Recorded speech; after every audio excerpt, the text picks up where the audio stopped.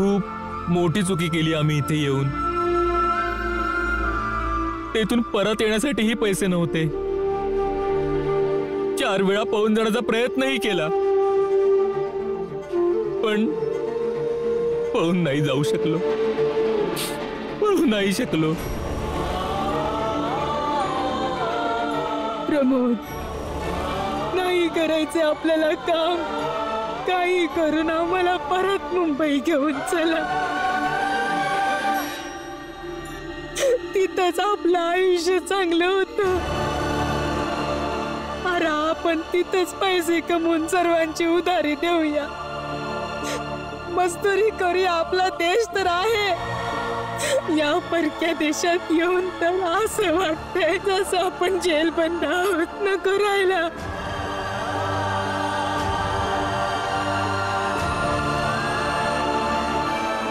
आता नाही होत सण. नाही होत सण. अर्धपोट जेवण देतात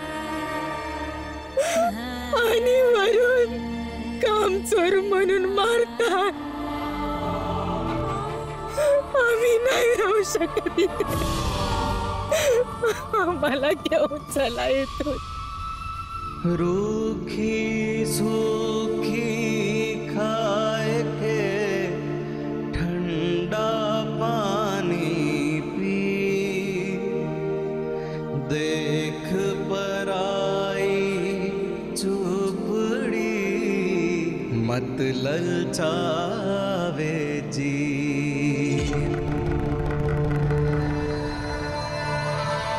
अच्छा, तर तुम्ही दोघे इथे लपलात. काम चुकारांनो, उभे राहा.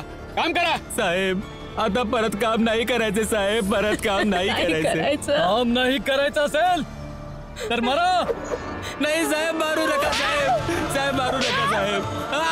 साहेब साहेब मारू नका.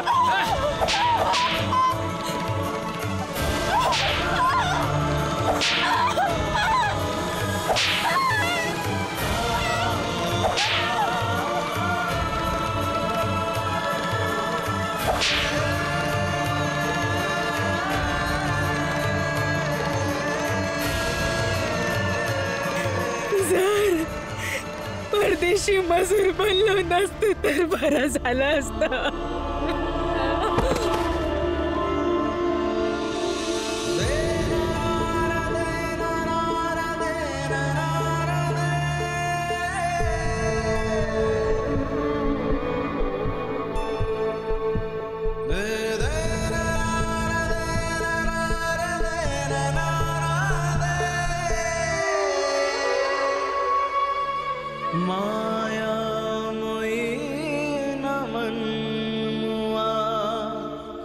मरी मरी गया शरीर, आशा तृष्णा नाम यो कह गए कबीर, यो कह गए कबीर. ना दे रे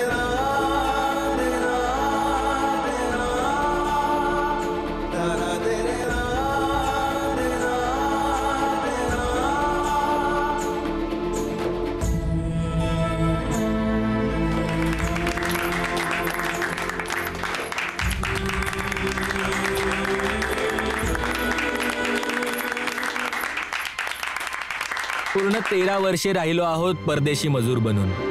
आणि आम्ही 13 वर्ष इकडं आम्ही वाट बघत होतो यांची परत येण्याची. यांनी 9.5 वर्षे तर रोज विनंती केली मालकाला की घरी जायचंय, पण त्यांनी काही ऐकलंच नाही. ते मोठ्या मुश्किलीने 13 वर्षानंतर परत घरी आले. पण परत येण्यासाठी माझ्याकडे पैसे होतेच कुठे. मग पुन्हा एका जहाज मालकाकडे नोकरी केली. 3.5 वर्षांपर्यंत तिथं काम केलं आणि त्या मजुरीच्या बदल्यात त्या भल्या माणसाने मोफत एका जहाजात बसवून मला इथे मुंबईला पोहोचवले. आणि मी वाचलो. आणि मी वाचले विधवा होण्यापासून.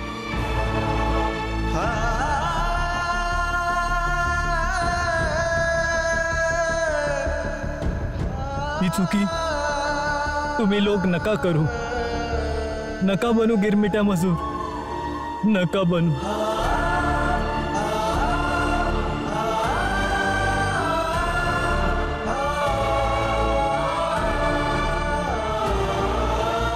भीमराव आणि रमाने आम्हाला इथे शोधून आणलं, जेणेकरून आम्ही तुम्हाला तिथले सत्य दाखवू शकू आणि तुम्हा लोकांना सांगू शकू की तिथे जाण्याचे परिणाम काय होतात.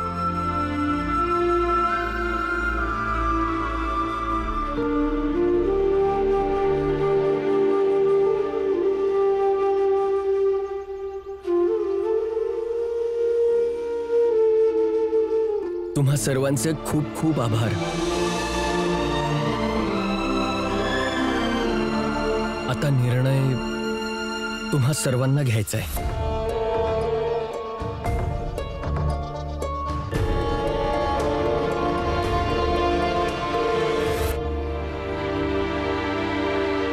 इथे जे पण लोक नाटक बघायला आले आहेत त्यांचे खूप खूप धन्यवाद.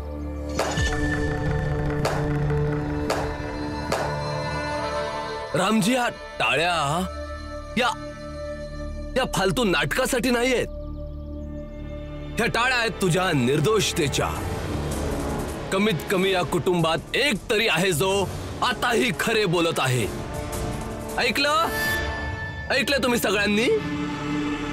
नाटक होते हे, सोंग.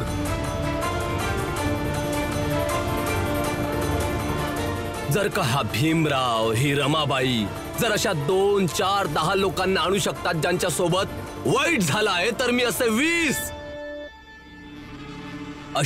20 लोकांना आणू शकतो ज्यांचे परदेशी जीवन खूप चांगल्या तऱ्हेने व्यतीत झाले आहे.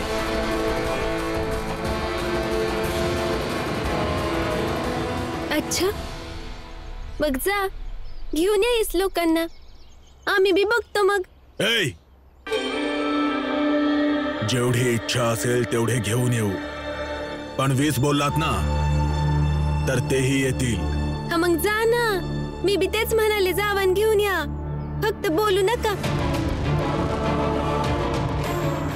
प्रचंड देवजी, नरोत्तम जोशी, आम्हाला हे बघायचं आहे ते 20 लोक कोण आहेत जे परदेशी मजूर बनून आनंदी आहेत.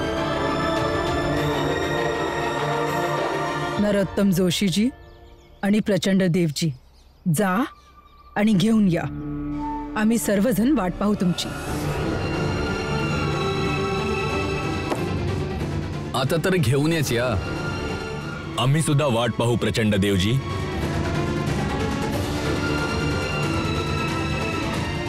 आणि ते 20 लोक तर इथे उभे राहून नाही येणार, त्यासाठी जावं लागेल. जा.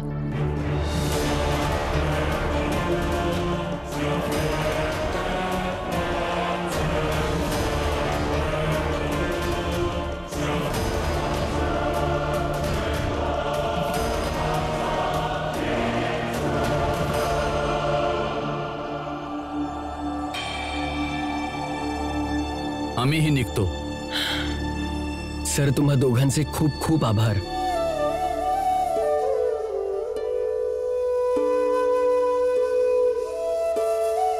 भीमरावजी, आम्ही पण निघतो आता. आम्हाला आज्ञा द्या. धन्यवाद.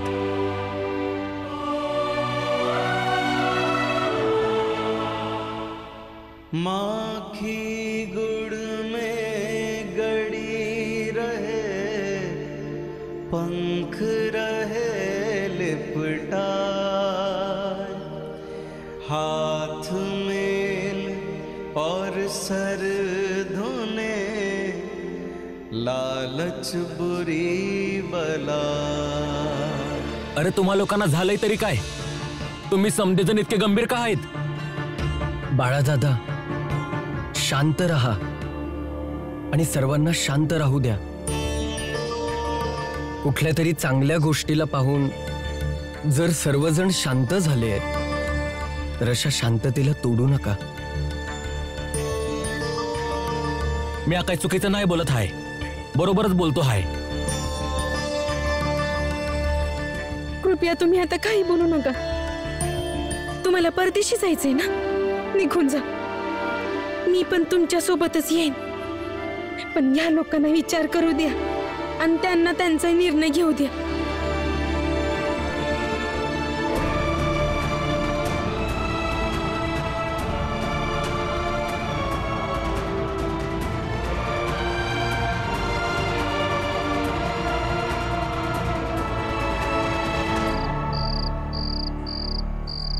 भीमाची जशी इच्छा होती तसं झालं. त्याला वाटत होतं हे सर्व पाहून आपण आनंदी राहू नये, शोक करावा, आणि आपण तो करतोय. एकदम बरोबर बोलत आहेत तुम्ही हितेश काका. मी तुमच्या बोलण्याशी पूर्ण सहमत आहे. तुम्ही सर्वजण काळजीपूर्वक विचार करा. आपण सर्वजण जेव्हा कधीही भीमच्या शिक्षणाबद्दल किंवा त्याच्या विचार करण्याच्या पद्धतीशी सहमत नसतो आणि त्याला थांबवण्यासाठी किंवा समजवण्यासाठी जे काही करतो, त्याला ऐकून किंवा बघून भीम कधी नाराज होतो, शोक करतो? नाही ना? मग आपणही करायला नको. आणि ह्यावेळी आपल्याला त्याच्या गोष्टींवर जास्त लक्ष द्यायला नाही पाहिजे. मी काय बोलू का? बोल. आपल्याला ना आज दुपारी जे काही बी झालं, जे काही बी पाहिलं ते विसरून जायला पाहिजे. तेच जर लक्षात ठेवलं तर आपण कमजोर पडू. आपल्याला परदेशी मजूर बनून परदेशात जायला पाहिजे. बरोबर आहे.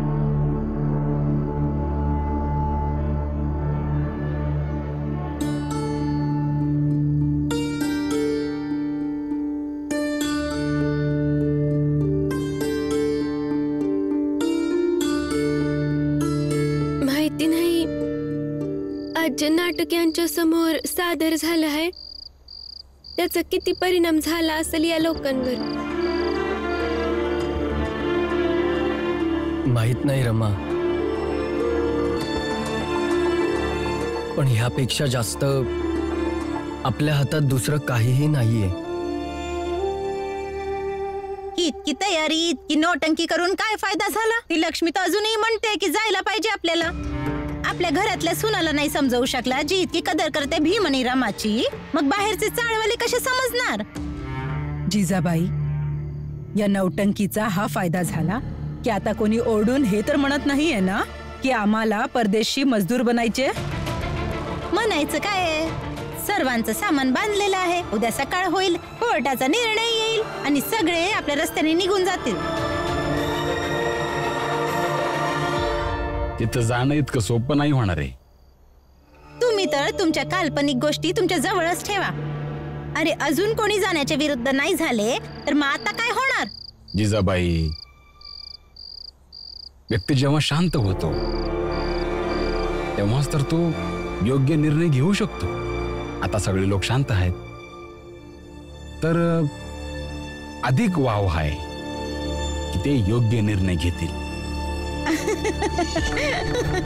तुम्ही तुमचा मुलगा जिंकेल अशी आशा कधीच सोडू शकत नाही. हा, कधीच सोडू नका. हा, मी तुला आत्ताच म्हणालो ना की शांत राहिल्याने योग्य निर्णय घेतले जातात. तर मग तू शांत राहा. काय माहित की तूही काही योग्य निर्णय आपल्यासाठी, आपल्या जीवनासाठी, या परिवारासाठी घेशील. माझे निर्णय नेहमी योग्यच असतात.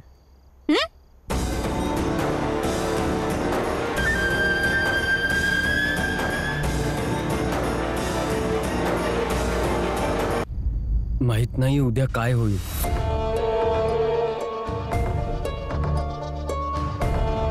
जर नाही गेले तर तुम्ही वाचवलं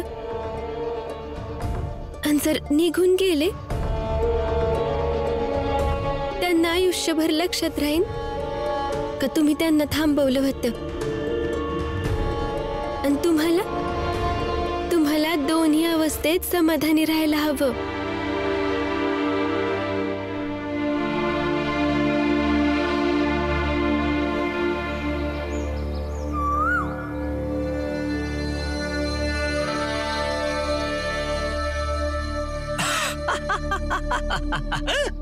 प्रचंड देवजी नमस्कार. आज किती शुभ दिवस आहे. आजच्या दिवसानंतर संपूर्ण परिस्थिती बदलेल.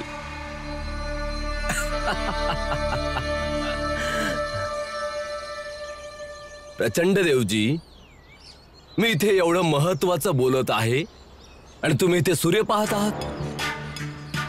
नरोत्तम, हा, आम्ही बघतोय की उद्या सकाळी जेव्हा हा सूर्य उगवेल तेव्हा त्या भीमरावच्या चाळीतले लोक समुद्राच्या मध्ये असतील.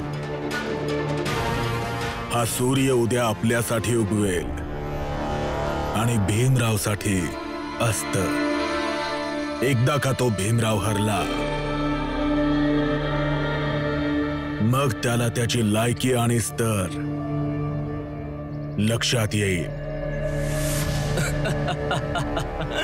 खूपच ज्ञानी आहात प्रचंड देव तुम्ही.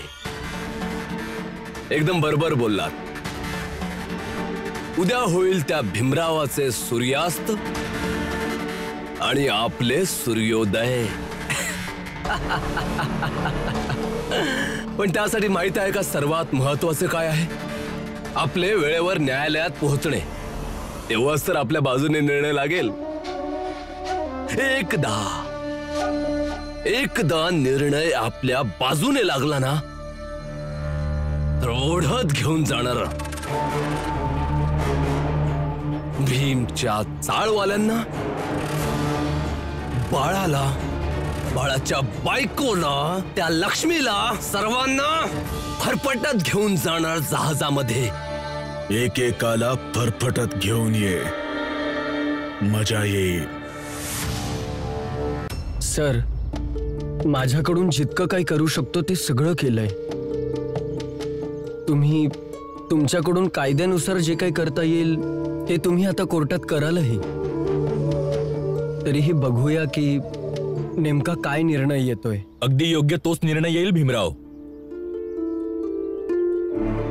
गोखले साहेब पण आपल्या टीम सोबत इंग्रजी अधिकाऱ्यांसोबत चर्चा करण्यास गेले आहेत. मी आत्ताच त्यांच्या पूर्ण टीमला जाताना पाहिले.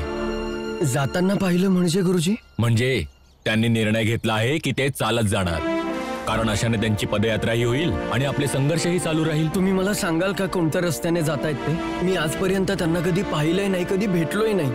आज एकदा बघून तरी घेतो. हा जो रस्ता जात आहे ना स्टेशनकडे, अगदी त्याच दिशेने. धन्यवाद गुरुजी. सर, मी तुम्हाला कोर्टाच्या बाहेर भेटतो. अरे भीमराव, असा पळत कुठे चाललायस? असं तर भीमराव शांत आणि गंभीर असतो, पण आज अशा प्रकारे धावतोय का? अहो, तिथे त्या चौकातून गोपालकृष्ण गोखले जाणार आहेत. भीम धावत त्यांनाच भेटायला गेलाय. अच्छा, आता समजलं. मी असं ऐकलंय की भीम गिरमिट्या मजुरांच्या विरोधात कोर्टात केस लढतोय तो, आणि गोखले साहेबांकडून त्याला मदतीची अपेक्षा पण आहे. योग्य पण आहे. गोपाळकृष्ण गोखले साहेबांकडून अपेक्षा नाही ठेवणार, मग कोणाकडून ठेवणार भीमराव?